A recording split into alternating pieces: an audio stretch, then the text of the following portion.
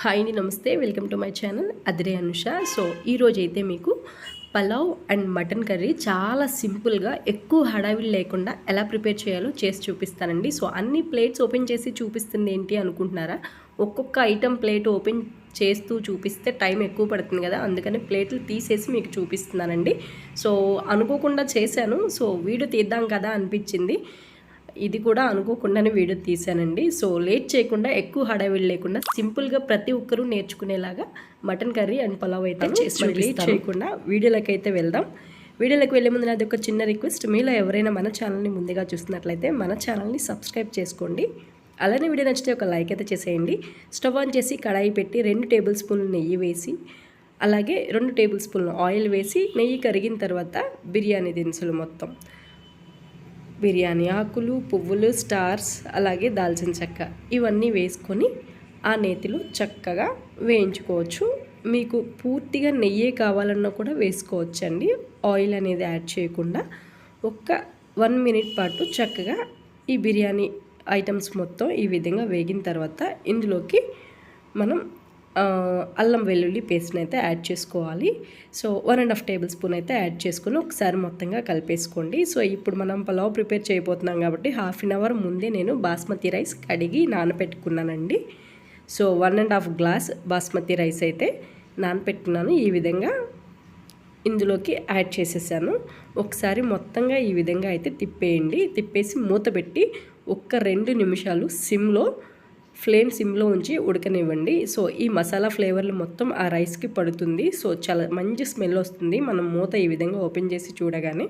So ఇప్పుడు ఇందులోకి వాటర్ని అయితే యాడ్ చేయాలి. మనం ఆల్రెడీ బిర్యానీ రైస్ నానపెట్టుకున్నాం కదా, కడిగి ఆ వాటర్ని యాడ్ చేస్తున్నానండి. 1.5 గ్లాస్ బిర్యానీ రైస్కి 2 గ్లాసెస్ వాటర్ అయితే సరిపోతాయి. సో ఇందులోకి టేస్ట్ కోసం నేను కళ్ళుప్పును కూడా యాడ్ చేసుకుంటున్నాను. మీరు కావాలంటే సాల్ట్ని కూడా యాడ్ చేసుకోవచ్చు. మీ టేస్ట్కి తగ్గట్టుగా యాడ్ చేసుకొని, ఈ పసుపు అనేది పూర్తిగా ఆప్షనల్ అండి. కొంచెం కలర్ఫుల్గా కనిపిస్తుంది కదా అని చెప్పేసి కొంచెం పసుపు అయితే యాడ్ చేశాను. ఇంకా కొంచెం మీరు కావాలంటే తగ్గించుకోవచ్చు. ఇప్పుడైతే ఉడకనిద్దాం.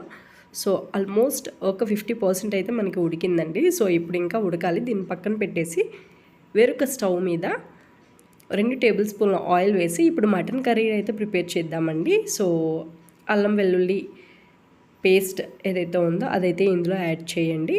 సో నేనైతే 1/2 kg మటన్ అయితే తెప్పించామండి ఈరోజు.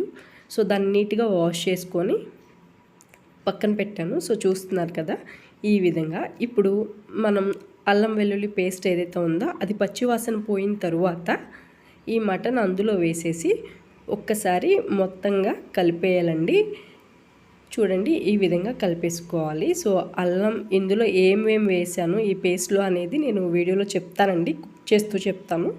సో ఇప్పుడు టేస్ట్కి సరిపడినంతగా ఉప్పు ఇందులో వేసుకొని ఒక్కసారి మొత్తం అంతా కలిపేసి మూత పెట్టేసేయండి.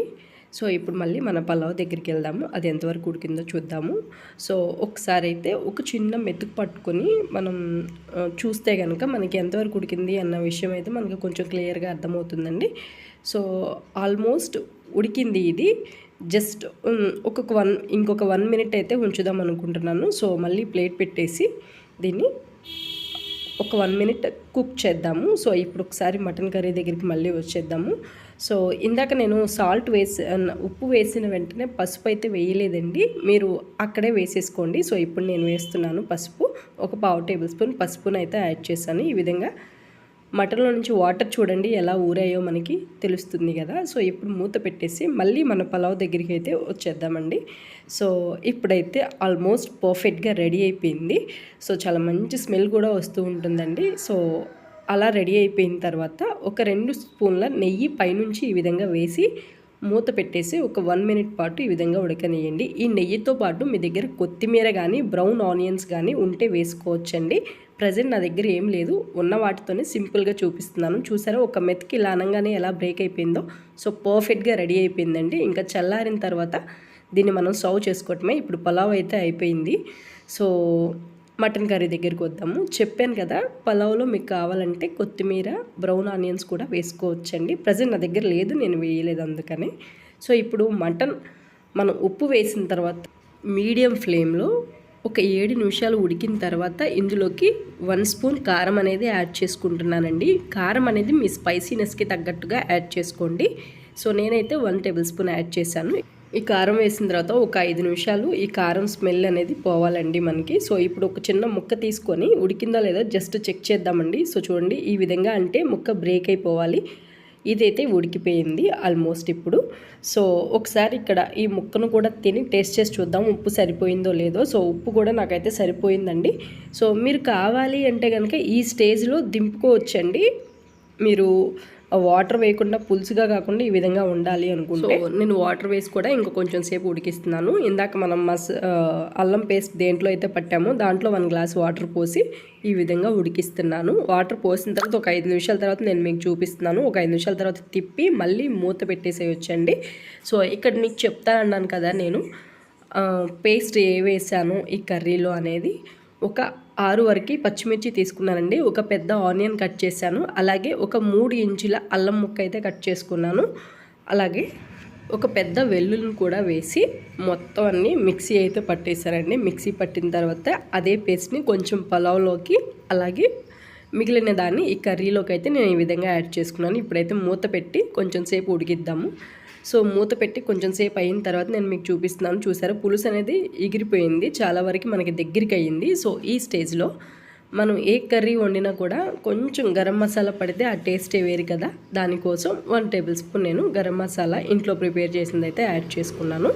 ఇది వేసి మూత పెట్టి ఒక్క 1 మినిట్ అయిన తర్వాత మీ దగ్గర కొత్తిమీర ఉంటే యాడ్ చేసుకోండి. ప్రజెంట్ నా దగ్గర కొత్తిమీర లేదు కాబట్టి 1/2 టేబుల్ స్పూన్ కొత్తిమీరకు బదులుగా ధనియాల పొడిని అయితే ఇందులో నేను యాడ్ చేసుకుంటున్నాను. అది కూడా వేసి మొత్తం అంతా కలిపేసి మూత పెట్టి జస్ట్ ఒక 2 సెకండ్స్ ఉడికిన తర్వాత మళ్ళీ మూత ఓపెన్ చేసి చూపిస్తున్నాను. గ్రేవీ చూసారా చాలా చిక్కగా ఉంది కదా. సో ఇదైతే మనకి పర్ఫెక్ట్ అండి. రైస్లో కలుపుకోవడానికి చాలా బాగుంటుంది. సో ఇది చల్లారిన తర్వాత ఇంకా కొంచెం దగ్గరకు అవుతుందండి. మీరు ఇలా వద్దు కొంచెం పులుసుగానే కావాలి అనుకుంటే ఒక 2 నిమిషాల ముందే దింపేసుకోండి, సరిపోతుంది. ఇది నేను మీకు ఇప్పుడైతే స్టవ్ అనేది ఆపేసానండి. ఇప్పుడు నేను మీకు చల్లారిన తర్వాత కూడా చూపిస్తున్నాను కదా. సో చూసేయండి, చల్లారిన తర్వాత కర్రీ అయితే ఈ విధంగా రెడీ అయ్యింది. సో మరి పలావ్ చేసుకున్నాం, అలాగే మటన్ కర్రీ కూడా ప్రిపేర్ చేసుకున్నాం. రైతా లేకపోతే ఏం బాగుంటుంది చెప్పండి. సో దానికోసం నేను ఒక కప్పు పెరుగుని యాడ్ చేసుకుని అందులోకి 1/2 టేబుల్ స్పూన్ సాల్ట్ యాడ్ చేసుకున్నాను. ఒక పెద్ద ఆనియన్ అయితే కట్ చేసుకున్నాను. ఆనియన్ పెరుగులో వేసేటప్పుడు చేత్తో నలుపుకుంటూ వేయండి, అప్పుడే కొంచెం టేస్ట్ బాగుంటుంది. సో ఆనియన్ వేసిన తర్వాత ఒకసారి మొత్తంగా తిప్పేసి ఈ విధంగా కలిపి కొంచెం వాటర్ కూడా యాడ్ చేసుకోండి. తర్వాత ఒక 3 వరకు పచ్చిమిర్చి ఈ విధంగా కట్ చేసి ఇందులోకి అయితే యాడ్ చేశానండి. ఇది కూడా వేసి చక్కగా మొత్తం అంతా కలిపేసుకోండి. సో రైతా కన్సిస్టెన్సీ అయితే చూసుకోండి. మీకు కొంచెం చిక్కగా కావాలంటే ఈ విధంగా ఉంచుకోవచ్చు, కొంచెం వాటరీగా కావాలంటే ఇంకా కొంచెం వాటర్ కూడా యాడ్ చేసుకోవచ్చు. సో మనకైతే ఈ విధంగా సరిపోయింది పర్ఫెక్ట్గా. 3 అయితే మనకి రెడీ అయిపోయాయి. సో ఇప్పుడు ఒకటిగా చూపిస్తాను. సో చూసేయండి, వైట్ రైస్ ఇది వచ్చేసి మా బాబు కోసం అండి. వాడు పలావ్ తింటాడో లేదో తెలియదు అనమాట. ఇది వచ్చేసి మటన్ కర్రీ అండ్ ఇది వచ్చేసి పలావ్. సో చూసారు కదా. ఆగండి, ఇన్ని చేసిన తర్వాత అసలు తినకుండా ఉంటే ఏమన్నా బాగుంటుందా చెప్పండి. ఇంట్లో ఎప్పుడైనా నాన్ వెజ్ వండితే అసలు ముందే ఆకలేసేస్తుంది నాకు. సో నాన్ వెజ్ అంటే అంత ఇష్టం అనమాట. సో ఇంకా రైస్ అయితే పెట్టేసుకున్నాను, పలావ్ పెట్టేసుకుని కర్రీ అయితే వేసేసుకొని ఇప్పుడైతే తినేస్తున్నానండి. సో టేస్ట్ ఎలా ఉందో జెన్యూన్గా చెప్తానండి. బాగుంటే బాగుందని చెప్తాను, లేకుంటే లేదని చెప్తాను. నాకైతే చాలా అంటే చాలా బాగా నచ్చింది, అద్దరిపోయిందండి. సో డెఫినెట్గా మీరు కూడా ఈ విధంగా ఒకసారి ట్రై చేయండి, మీకు కూడా నచ్చుతుంది. సో ఫ్రెండ్స్, వీడియో నచ్చితే లైక్ చేయండి, మీ ఫ్రెండ్స్ అండ్ ఫ్యామిలీ మెంబర్స్కి షేర్ చేయండి. Thanks for watching.